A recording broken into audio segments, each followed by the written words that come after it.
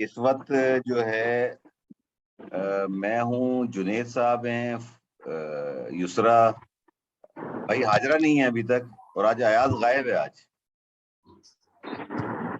सही, अयाज का नेटवर्क का इशू हो रहा है सर।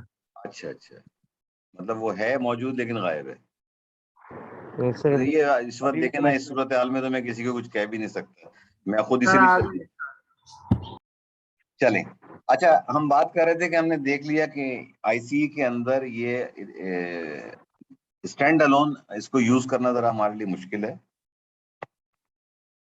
और यहाँ पे हम जो है डिसएडवांटेजेस मतलब इसमें मिक्स करके डीजल के साथ ये तजर्बात हुए, इंग्लैंड के अंदर, जापान के अंदर हुए।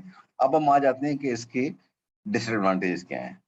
ठीक है, इसके energy content per unit mass अगर आप कंपेयर करें ना गैस से या डीजल से या पेट्रोल से, तो ये ज्यादा है, तो एक डिसएडवांटेज नहीं है। ठीक है ना, पर यूनिट मास में ये इसका एक फायदा है। लेकिन रूम टेम्परेचर पे और एटमॉस्फेरिक प्रेशर पे इसकी एनर्जी कंटेंट बहुत लो होते हैं। तो आपको इसको लिक्विड करने के लिए मतलब आपको प्रेशर अप्लाई करना पड़ेगा, क्रायोजेनिक यूज करने पड़ेंगे।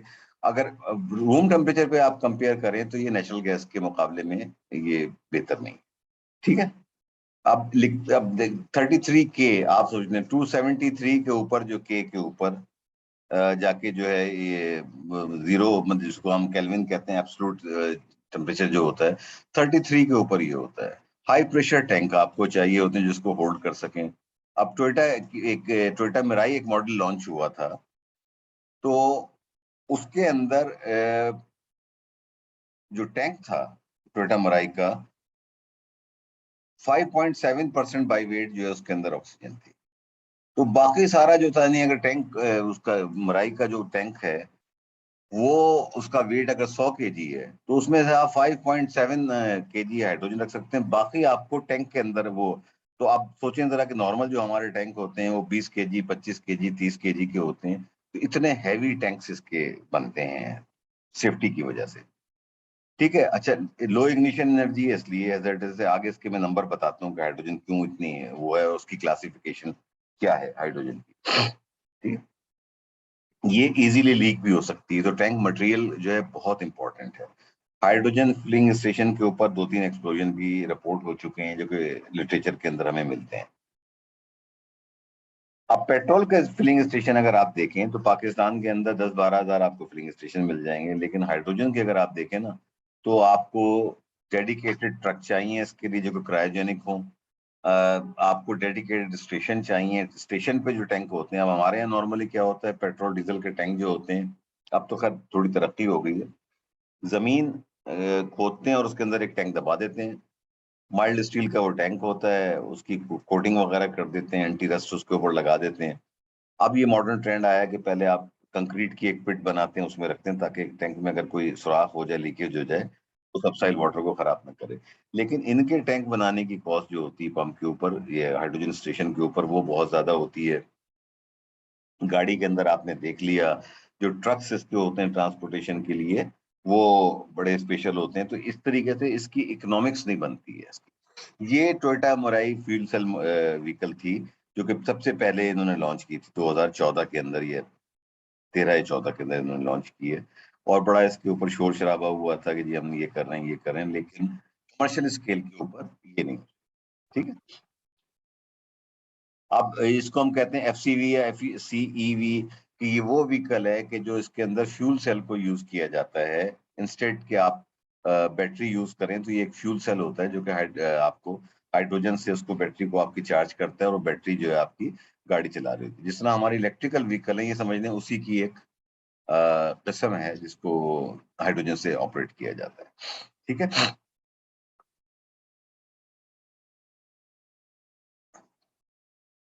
तो अच्छा, ऑक्सीजन तो ये जाहिर है कि हवा से ही लेते हैं, और कंप्रेस्ड ऑक्सीजन को बर्न करके फ्यूल सेल्स को ऑपरेट किया जाता है। उससे जीरो एमिशन इनको कहते हैं, और इससे जो एनर्जी मिलती है उसकी बैटरी को चार्ज करते हैं और उसको ले। तो जीरो एमिशन लेने के लिए पॉल्यूटेंट्स तो आपने सारे कर दिए, लेकिन जो इसके अंदर रिस्क इन्वॉल्व है वो बहुत ज्यादा है। लेकिन कहीं ना कहीं आप देखें ना, जब आप बना रहे होते हैं मीथेन को यूज करते हुए या कोल को यूज करते हुए, उस वक्त तो आप इमिशन कर रहे होते हैं ना। तो ये कहना कि हाइड्रोजन जब जलती है तो जीरो इमिशन है, लेकिन पीछे जहां से हाइड्रोजन आ रही है वो जो प्रोसेस है वो तो बड़ा एक तरीके से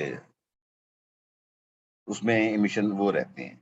और ये जो है जब जब ट्रांसपोर्ट आप करते हैं इसको और जो इसको स्टोर करते हैं, इससे भी पॉल्यूटेंट्स आते हैं मार्केट के, मतलब एनवायरनमेंट को जाते हैं।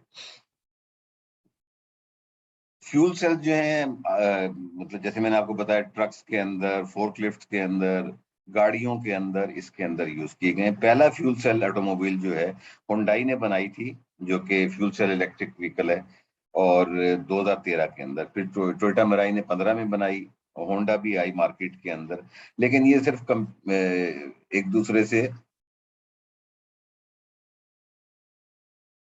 मतलब कंपटीशन के अंदर इन्होंने रिसर्च करके बनाई। अब आप ये देख लीजिए कि सिर्फ 31,000 गाड़ियां अब तक बिकी हैं पूरी दुनिया में, पूरी दुनिया में। तो जहां मिलियंस ऑफ कार साल की बिकती हैं, उसके मुकाबले में ये कुछ नहीं है। ठीक है ना। अब दो हुंडई का इस वक्त मॉडल चल रहा है, ये 2018 वाला, और टोयोटा मराई का 2014-15 का मॉडल है वो चल रहा है। तो लेकिन होंडा ने क्लैरिटी लॉन्च की थी, वो उन्होंने बंद कर दी, किसके अंदर बंद कर दी है। तो इंफ्रास्ट्रक्चर बेसिक इसकी मजबूरी है कि पूरे यूएस के अंदर 50 फ्यूलिंग स्टेशन हैं ऑटोमोबाइल के, पूरे यूएस के अंदर। तो आप बताइए, अगर आपने ले ली है होंडा मराई, ले ली है कोई भी टोयोटा का जो मॉडल है वो ले लिया, या हुंडई का ले लिया आपने, तो आप उसको फ्यूल कहाँ से करेंगे? अनलेस कि जहां आप रहते हैं उस इलाके के अंदर अगर कोई फ्यूल स्टेशन है तो वहां से आप यूज कर सकते हैं। तो ये एक इसका डिसएडवांटेज है। ये हाइड्रोजन फ्यूल सेल व्हीकल है। अब आप इसको देख लीजिए कि फ्यूल सेल का स्टैक आपको नजर आ रहा है, ठीक है ना। Electric transmission motor, traction motor है, फिर डीसी कन्वर्टर लगा हुआ है इसके अंदर, थर्मल सिस्टम लगा हुआ है कूलिंग के लिए, बैटरी पैक पीछे दिया हुआ है इन्होंने। ये दो टैंक आपको नजर आ रहे हैं, फ्यूल टैंक जो है, जिसके अंदर आप हाइड्रोजन भरवाते हैं और उसके बाद वो हाइड्रोजन ऑक्सीजन के साथ जलती है, इस बैटरी को फीड करती है फ्यूल सेल के जरिए, और गाड़ी जो है आपकी ड्राइव करती है। ट्रांसमिशन भी लगी हुई है इसके अंदर, पावर कंट्रोलर है, एक ऑक्सिलरी बैटरी भी इसमें दी जाती है। तो ये एक जनरल हाइड्रोजन फ्यूल सेल का है। अगर आप इसको कंपेयर करें जो आजकल इलेक्ट्रिकल व्हीकल है, उसमें आपको क्या फर्क नजर आएगा? उसके अंदर इलिमिनेट क्या चीज हो जाएगी आपकी? सिर्फ ये जो टैंक्स आपको नजर आ रहे हैं ना, ये एलिमिनेट हो जाएंगे। अदरवाइज तो उसके अंदर आप इसको रिप्लेस कर देते हैं बैटरी पैक से। बैटरी पैक होता है और उसकी जो ईवी चार्जिंग जाके आप करा लें। अब इसमें क्या करते हैं हम हाइड्रोजन फ्यूल व्हीकल के अंदर के, instead of going to station, आप अपने बैटरी पैक को, हाइड्रोजन को जब ऑक्सीजन के साथ आप जलाते हैं, वो आपके बैटरी पैक को चार्ज कर रहा होता है और उसकी बुनियाद के ऊपर आपकी बैटरी चल रही होती है। तो जब एक दफा अगर हाइड्रोजन आपके टैंक में खत्म होगा, जितनी बैटरी स्टोर होगी गाड़ी आपकी उतनी ही चलेगी। उसके बाद जनरली अनटिल अनलेस आप इसका रीफिल कराएं तो आपकी गाड़ी आगे नहीं चल सकती। तो यही वजह है कि इनकी पॉपुलैरिटी इतनी कुछ ज्यादा नहीं हुई। लोगों ने मेरे ख्याल से शौक में ले लिए होंगे कि, लेकिन जब हाइड्रोजन ही अवेलेबल ना हो तो कैसे आप चलाएंगे? ठीक है। ये मैंने आपको सारा एक्सप्लेन कर दिया है। तो अच्छा, अब आ जाइए सेफ्टी के ऊपर। इसकी जो जब 704 हम कहते हैं ना, ये एनएफपीए जो है, नेशनल फायर प्रोटेक्शन एसोसिएशन है, यूएस में इसका हेडक्वार्टर है। इसके पूरी दुनिया को इसको इसको फॉलो करती है। इसके डिफरेंट कोड्स हैं, ठीक है। रेड जो बताता है कि हाईली इन्फ्लेमेबल प्रोडक्ट है, ब्लू जो बताता है कि हैजर्ड है, येलो केमिकल रिएक्टिविटी है, व्हाइट स्पेशल हैजर्ड है। तो ये एनएफपीए 704, जब हाइड्रोजन का कोई टैंक होता है, इस पे ये सिंबल बना हुआ होता है इसके तहत। तो अब आप सोच लीजिएगा, हाइड्रोजन का टैंक जमीन पे खड़ा हो, जमीन में दफन हो, गाड़ी के अंदर हो, ये चारों हैजर्ड उसके साथ एसोसिएटेड है। तो इट्स नो जोक, ये मजाक नहीं है। इसके अंदर जो है बड़ी हमें देखना पड़ता है, ठीक है। अब ये हाईएस्ट सेफ्टी जो है, जो हम कहते हैं 4, इसका मतलब ये है कि नॉर्मली घर के अंदर आपने पढ़ा होगा कि जब तक एयर फ्यूल मिक्स ना बने ना, अगर आपके घर में अल्लाह ना करे अगर गैस की लीकेज हो गई है, तो वो एक सर्टेन एक्सप्लोजन रेंज कहलाती है, उसके अंदर होगा, स्पार्क होगा तो आग लगेगी, उससे ज्यादा होगा तो आग नहीं लगेगी। नॉर्मली ये जो गैस के लिए कहा जाता है कि उसकी अगर 5% से ज्यादा गैस की लीकेज हो जाए तो वो इतनी ज्यादा होती है कि आप माचिस जला के भी खड़े हो जाओ तो वो आग नहीं पकड़ेगी। वैसे ऐसा तजर्बा कभी कीजिएगा नहीं, लेकिन इसका जो रेशो है ना आग पकड़ने का, वो 4% है, which is very dangerous, that makes it very dangerous. ठीक है। स्टोरेज हम बात कर चुके हैं कि लो एनर्जी इग्निशन है, इसको स्टोर करना चैलेंज है। Air to fuel air mixture है, बायोंसी इसके अंदर इन्वॉल्व हो जाती है। तो लो टेम्परेचर जो है वो इसको रखना, लिक्विड रखना, ये भी एक चैलेंज है इसके अंदर, हाइड्रोजन के अंदर। अब आ जाइए हाइड्रोजन फ्रॉम कोल। दुनिया में 27% जो है, पहले तो हमने मीथेन का डिस्कस कर चुके हैं ना गैस के ऊपर, 27% दुनिया की जो गैस है, हाइड्रोजन जो है, वो कोल से बनती है। अच्छा, इसका जो प्रोसेस है ना, बेसिकली वो ही प्रोसेस है जो कि हमने उसके लिए देखा है, मीथेन के लिए।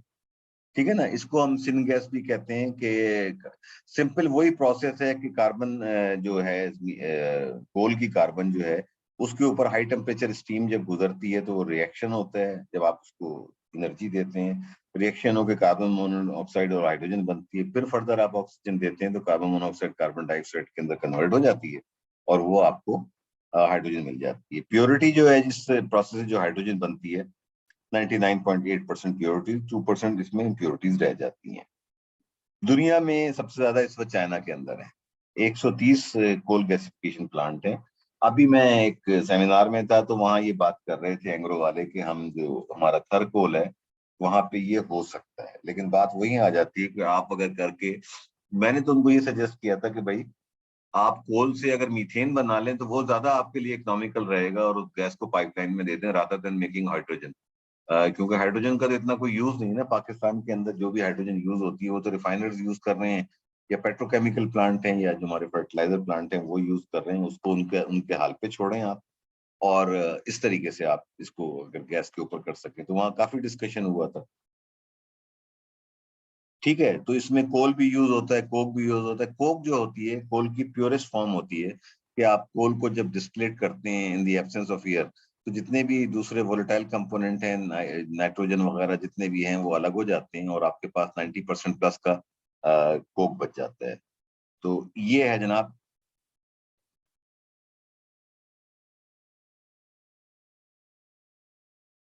ये बड़े बड़े प्लांट लग रहे हैं, चाइना ने इसके ऊपर काफी काम किया है और चाइना वाले इसके ऊपर कर रहे हैं।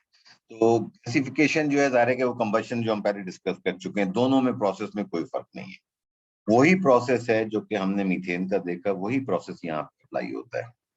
क्या होता है स्टेप में के अंदर के, आपने कोल लिया, कोल को एयर के साथ बर्न किया, कार्बन डाइऑक्साइड कार्बन मोनोऑक्साइड बनेगी, ये कार्बन डाइऑक्साइड बनेगी, फिर कार्बन के साथ कार्बन मोनोऑक्साइड बन जाती है, carbon monoxide water shift gas के अंदर आप यूज करेंगे।